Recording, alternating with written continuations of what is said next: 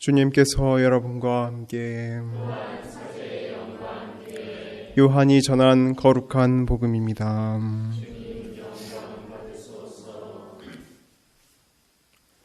그때 예수님께서 말씀하셨다. 내가 진실로 진실로 너희에게 말한다. 양우리에 들어갈 때 문으로 들어가지 않고 다른 데로 넘어 들어가는 자는 도둑이며 강도다. 그러나 문으로 들어가는 이는 양들의 목자다. 문지기는 목자에게 문을 열어주고 양들은 그의 목소리를 알아듣는다. 이렇게 목자는 자기 양들의 이름을 하나하나 불러 밖으로 데리고 나간다. 이렇게 자기 양들을 모두 밖으로 이끌어낸 다음 그는 앞장서 가고 양들은 그를 따른다. 양들이 그의 목소리를 알기 때문이다.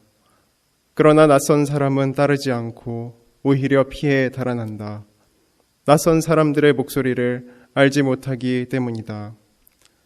예수님께서 그들에게 이 비유를 말씀하셨다.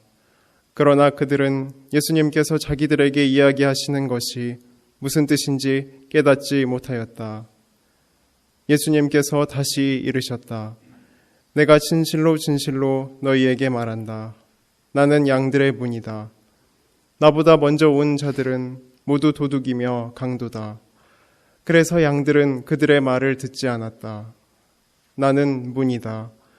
누구든지 나를 통하여 들어오면 구원을 받고 또 드나들며 풀밭을 찾아 얻을 것이다. 도둑은 다만 훔치고 죽이고 멸망시키려고 올 뿐이다. 그러나 나는 양들이 생명을 얻고 또 얻어넘치게 하려고 왔다. 주님의 말씀입니다.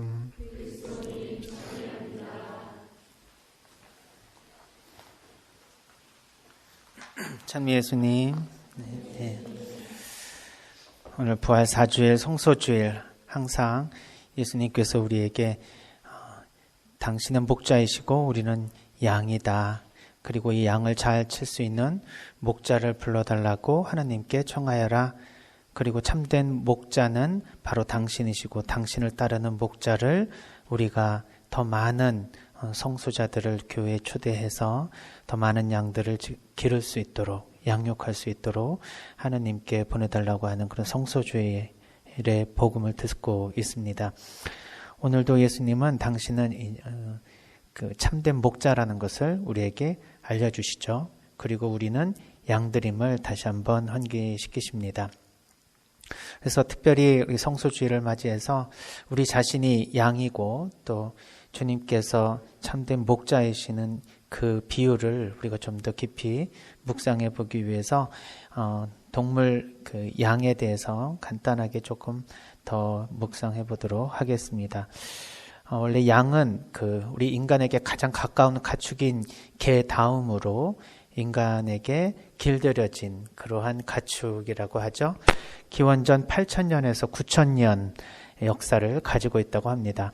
원래는 야생에서 굉장히 사납고 또 스스로 자신을 보호할 수 있는 그런 강한 뿔을 가지고 있었지만 점차로 인간에게 길들여지면서 이제 그 뿔도 없어지고 또 스스로 자기를 방어할 능력도 없어지면서 좀 성격을 유순하게 만들어내게 되었다고 합니다. 그러니까 유발 하라리의 그 사피엔스를 보면 양 중에서 특히 성격이 못되고 조금 이렇게 폭력적인 양들은 교배를 시키지 않고 유순하고 좀 말을 잘 듣는 양들만을 계속 그 후손을 낳게 만들어서 오늘날 양들이 조금 유순한 모양을 지니고 있다. 이렇게 이야기들을 하고 있습니다. 점차 이제 인간에게 익숙해진 그런 양으로 진화되면서 성경에서도 이제 양은 목자의 말을 잘 듣는 그러한 동물로 비유를 합니다. 또한 하느님의 선지자로서 불림을 받은 목자는 양치기로 비유가 되죠. 출애굽기 3장 1절에 보면 모세는 미디안의 사제인 장인 이드로의 양떼를 치고 있었다. 그는 양떼를 몰고 광야를 지나 하느님의 산 호렙으로 갔다는 말을 하고 있습니다. 그러니까 모세는 양치기였죠. 또 사무엘상권 16장 19절에 보면 사울은 전령들을 이사이에 보내어 양을 치는 너의 아들 다윗을 나에게 보내라 하는 말을 전하였다라는 말씀이 있습니다. 다윗도 양치기, 즉 목자였습니다.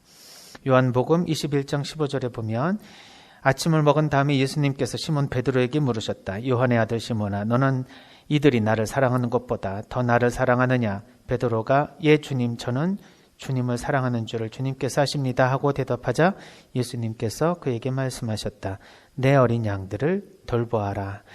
이제 예수님은 이런 당신의 뽑은 그 제자들을 목자로 삼으시고 그 목자를 따르라고 우리가 바로 양들이라고 말씀을 해주십니다. 그래서 이 양의 특징을 한번 살펴보면서 우리는 그 양과 얼마나 비슷한가? 또 그 양이 목자를 따라야만 하는 그런 운명에 우리도 예수님을 따라야 되는 그러한 이 삶의 과제를 얼마나 잘 수행하고 있는가, 신앙인으로서 우리는 얼마나 잘 살고 있는가 한번 묵상해 보았으면 좋겠습니다. 흔히 그냥 양의 특징들 잘 알려져 있는 것이지만 다시 한번 생각해 보겠습니다. 첫 번째 양의 특징은 눈이 나쁘다고 합니다.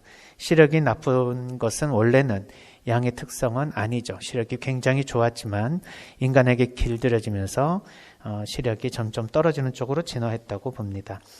그래서 눈앞에 뭐가 보이면 그냥 그게 자기를 끌어주는 목자인 것인 양 이렇게 졸졸 따라다닌다고 하죠. 그래서 양치는 그 개가 옆에서 이렇게 뛰어다니면서 자신을 따라오도록 하는 그런 훈련을 시킬 수 있다고 합니다. 인간도 그 근시안을 가지고 있습니다. 당장 눈앞에 무엇이 벌어질지도 모르면서 바로 앞만 보고 살아가는 그런 우리의 특징을 양도 가지고 있다. 두 번째 양의 특징은 잘 속는다고 합니다. 야생 개들이 이것을 알아서 유인을 해서 양을 잡아먹는 특성들을 가지게 된다고 하죠.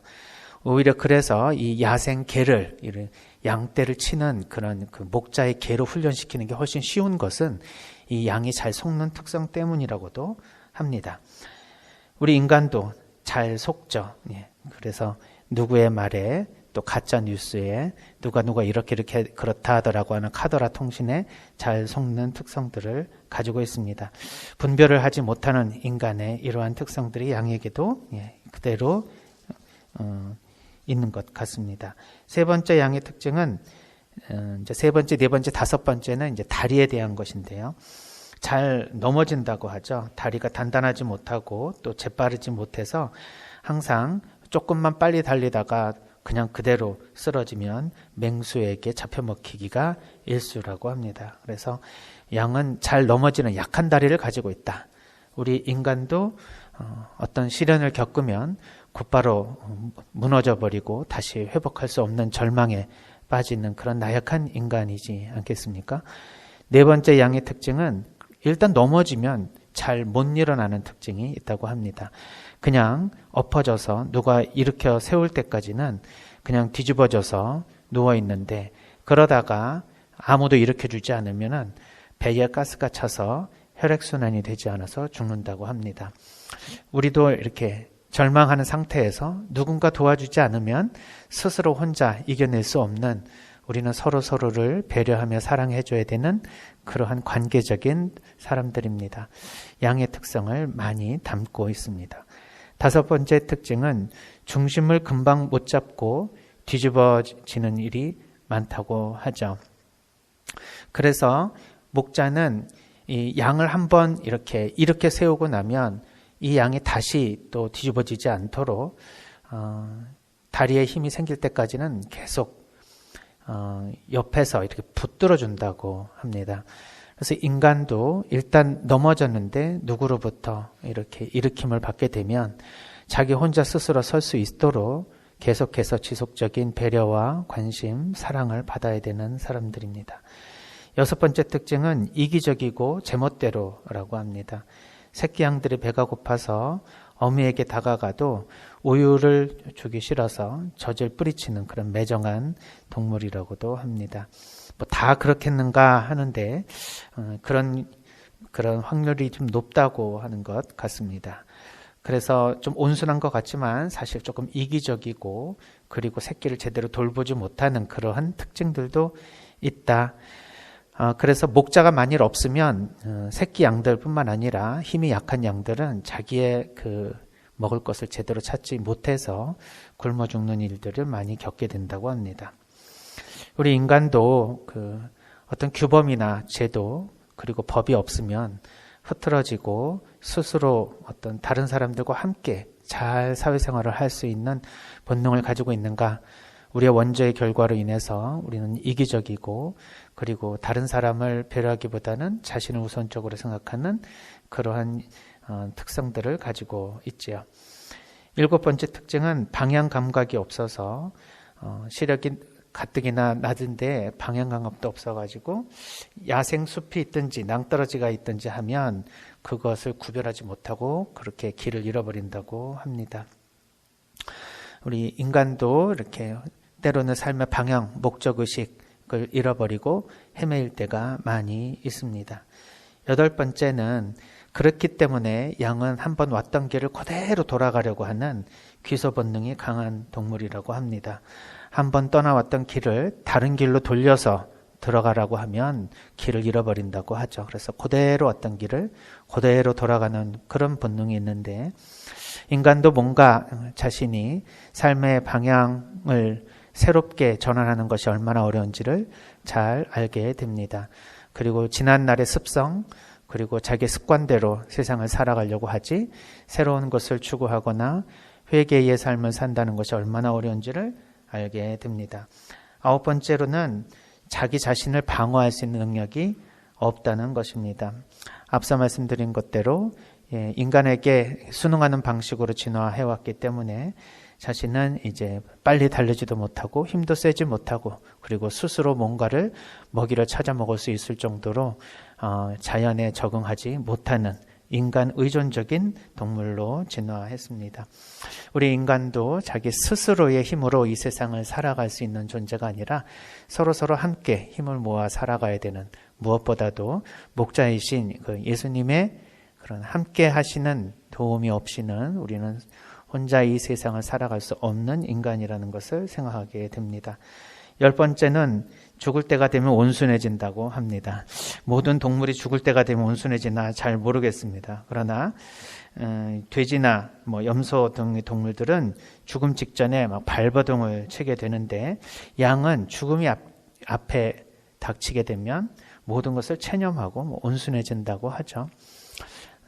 우리 인간도 그러는지 잘 모르겠습니다. 마지막 순간에야 자신의 모든 것을 다 고백하고 진실하게 되는 것은 바로 죽음을 맞이하는 그 순간이 아닐까 이런 생각도 듭니다. 이런 10가지 특징들을 이렇게 놓고 볼 때 참 양은 우리 인간의 삶과 비슷한 면이 많다는 생각이 듭니다. 이 성경에 나오는 양과 목자의 비유는 목자는 양에게 자신의 음성을 들려주고 양은 목자의 음성을 알아듣는 것으로 성경에서 얘기합니다. 실제로 그렇다는 것이죠. 그래서 가짜로 다른 사람이 그 양치기에 복장을 입고 양에게 똑같이 명령을 내려도 양은 그 목소리를 듣고 따라가지 않는다. 그러니까 자신의 주인의 목소리를 알아듣는다는 거죠. 그리고 두 번째로는 그 시리아와 고대 근동 지방의 그 양치기들은 수백 마리의 그 양들의 각각의 이름을 지어서 불러준다고 합니다. 그래서 그 양떼로 그냥 통합해서 부르는 것이 아니라 한 양의 이름을 개인적으로 불러서 그 양들이 자신의 이름을 부를 때 반응할 수 있도록 교육을 시킨다고 하죠. 그래서 아무리 멀리 떨어져 있다 하더라도 어떤 양의 이름을 정확하게 부르게 되면 그 양이 자기의 그 주변의 몇몇 그 양들과 함께 장방형이나 원형으로 그런 목자에게 다시 다가오는 그런 훈련들을 받는다고 하는데 이런 특징들을 보면 우리와 예수님과의 관계도 그런 것이 아닐까.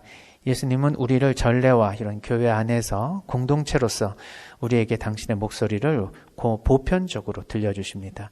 그리고 우리는 예수님의 목소리를 분명히 알아듣고 예수님이 아닌 다른 거짓 예언자의 목소리를 분별해야 하는 그러한 사람들입니다. 그러나 그럼에도 불구하고 예수님은 한 사람 한 사람의 고유한 이름을 불러주시는 목자이다. 우리는 예수님 안에서 그냥 가톨릭 신자로서의 모습이 아니라 바로 박베드로, 이 바오로, 김안나, 이 세실리아 한 사람 한 사람의 고유한 이름을 불려주며 그 고유한 인격적 만남을 가지는 사람들이라고 말할 수 있습니다. 즉 우리는 예수님 안에서 한 양떼이지만 그러나 내 개인적인 의미에서는 한 분 한 분이 다 소중한 예수님의 자녀로서 이름이 불려지고 그 각각을 다 기억해 주시는 목자와 양의 관계다. 그렇다면 우리는 이러한 그 사회적인 전례적인 공동체적인 관계를 갖는 예수님만이 아니라 인격적이고 개인적이고 고유한 자신만의 예수님과의 관계를 가지는 존재라는 것을 알 수 있습니다. 예수님과 우리와의 관계가 양과 목자와의 관계로 이어지는 이러한 그 만남 안에서 우리는 얼마나 예수님의 목소리를 듣고 따라가고 있는지, 또한 나의 이름을 부르시는 예수님의 목소리를 우리는 외면하고 있는 것은 아닌지, 언제 불러주시고 또 어떻게 이끌어주시는지를 항상 귀를 쫑긋하며 듣고 있는지, 아니면은 너무 근시안적으로 이기적인 마음으로 내 살기에 바빠서 목자의 목소리를 듣고 있지 못하는 것은 아닌지 한번 생각해 보았으면 좋겠습니다. 그래서 예수님께서 우리에게 불러주시는 그런 새로운 가르침, 또 새로운 삶의 방향, 이쪽으로 가라, 저쪽으로 와라 라고 하는 그러한 그 말씀을 통해서 우리를 이끌어 주시는 목자의 말씀대로 살아갈 수 있는 그러한 우리의 본연의 모습을 되찾았으면 좋겠습니다.